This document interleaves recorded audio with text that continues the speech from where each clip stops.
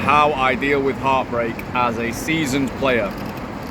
I'm not a seasoned player. I don't believe there's really any such thing. I just am what I am. I think I'm just a normal guy who likes women. Sometimes I'm single, sometimes I'm not.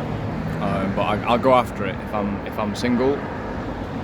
I actually think I'm not really like the profile at all of a normal person who goes after it. But anyway, whatever. So yeah, how I deal with it, honestly, very fucking simple. Is just cry your eyes out. There you go. Lie on your bed and just cry. Yeah. Just let the emotions flow. Yeah. You have to let them flow. Otherwise, they're just going to be stuck inside you and they're going to fuck you up. Yeah. You have to let your emotions flow. Men are so fucked in our countries. Like, it's so stupid to think you can't fucking cry. Well, because you've got a penis, you're not going to fucking cry sometimes. I find like it is harder for me to cry in general than it is. I don't like women will cry like more easily or some stuff sometimes, but I think that's probably hormonal as well. That doesn't mean you don't cry. Of course it fucking doesn't. So that's tip number one. Cry your fucking eyes out. Yeah. Don't be a bitch about it. Don't be a bitch about it. Don't try and be some stiff upper lip guy. I remember once being sat. This was like 10 years ago. Being sat in Meadowhall, Sheffield. I'd just broken up with a girl, and I thought I might marry this girl. Probably naively thought that. I wasn't in a position to get married at that point in life, but yeah, it was a great relationship, and I was. This was a interesting point in my life. Like, I was doing Christmas temp work in Primark. I was starting a business, and I was running out of money. So I'm basically 30 at this point. So I'm doing Christmas temp work at 30, starting my business. You know, this is not exactly glamorous. It's not exactly what I was hoping for at like when I was younger, but it was where I was basically. And then also just separating from a girlfriend, right? So I mean, I'm waiting to go to work, mate. I've got to go and fold pajamas for like 6 hours. It's like 2-3 in the afternoon, and I'm sat in the oasis of Meadowhall, and I care so little about what anyone thinks. I'm just gonna fucking cry right here. I don't give a shit.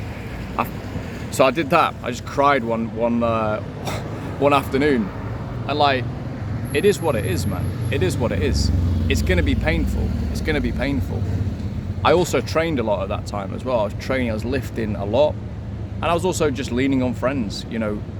Not like, I wasn't really overdoing it with what I would say to my friends at all, actually.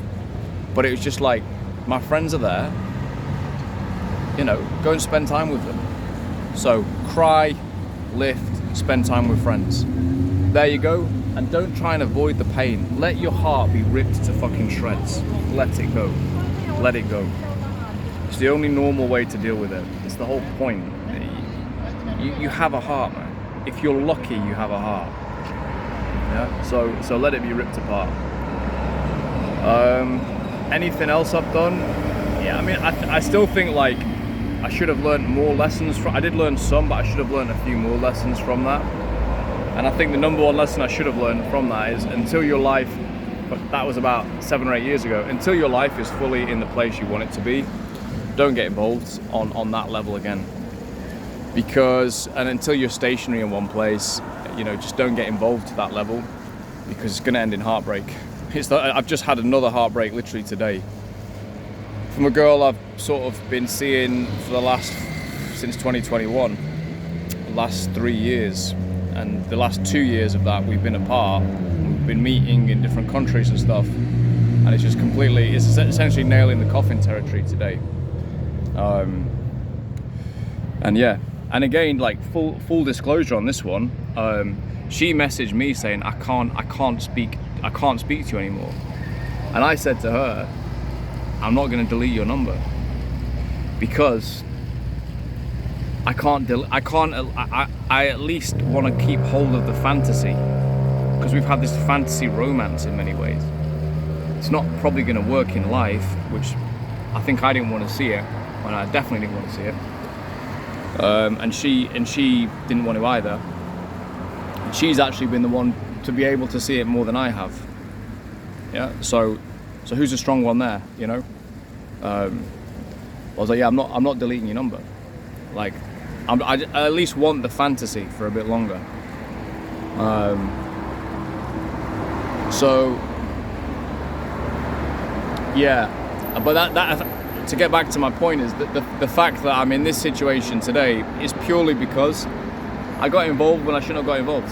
Shouldn't have got involved until my life, to that level, until my life was where I wanted it to be. It's hard. That's a hard one. That's hard about being a nomad, because it's like you're going against your basic instinct as a human being to connect with somebody. So yeah, in any case, anything else there on that one? What can I learn from that particular breakup? Tough one. She's mad with me. She thinks I wasted her time, which I don't think I did, but she's only 28 as well. This is how these girls in the developing world think. They're like, I just wasted 3 of my best years on this guy. An English girl's like, oh, you still got 25 years left. You'll be at your prime at 47. You know, she doesn't think like that. So, yeah, I don't think I did. I honestly don't think I did at all. She also manipulated me in her womanish ways a lot of times as well. Like she knew how to manipulate me, but I knew I was being manipulated. It was fine. It's just like emotional fucking manipulation, right? Yeah, I'm just thinking out loud here. Is there anything I can learn from this last one? What I've been thinking recently, I think my brother Ephraim did a video, The Ethical Player. What I've been learning recently, I think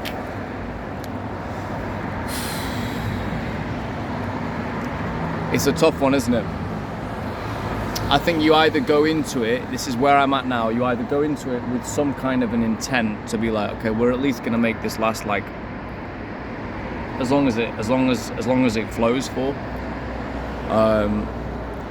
Or one and done. Maybe 2, 3, no more than 3 though. I think if you're keeping girls around for months, let's just be fucking real. It's fucking them up. Do the girl a favor and sack her off. That's my honest view on it. And like, yeah, I've been the guy I started to do that, I'd say about 31, 32, where especially if the girl was like, I thought she was quite a serious girl. It's when I started my club promotion.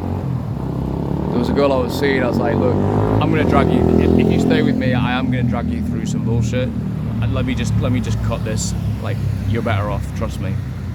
I didn't phrase it in that way, obviously, but I didn't really give her those reasons, but yeah, she ended up married. I think she may have a child now, so it was definitely a good thing.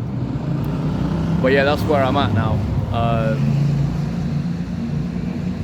It's a tough one though, isn't it? Because like in our cultures, like you have to almost, I felt at the time, the girl almost had to be borderline in love with me just to be fucking sleeping with me. I didn't really know how to actually sleep with girls and get sex without there being this emotional kind of thing going on. I mean, I've done it a few times, but I wouldn't say I knew how to do it. I didn't really know how to turn them on as much. And I found usually the girls that I wanted, they were like quite adamant on like, you know, Joseph, I will get with you, but like, what, you know, really, what is this in advance? I remember, yeah, there's one girl, I was like, I wanted her so much, I was like, well, I'm just gonna have to fucking lie, aren't I? And then I lived that life for like a year or something, like with that girl, but it is what it is. It is what it is. Part of me wonders, like, were the old ways better, you know, where you just had an arranged marriage? Probably not. So yeah, that's how I deal with heartbreak. I've rambled on that as I've kind of been doing. That's how I deal with it. Cry, lift, and just hang out with your mates. That's it, really. That's basically it.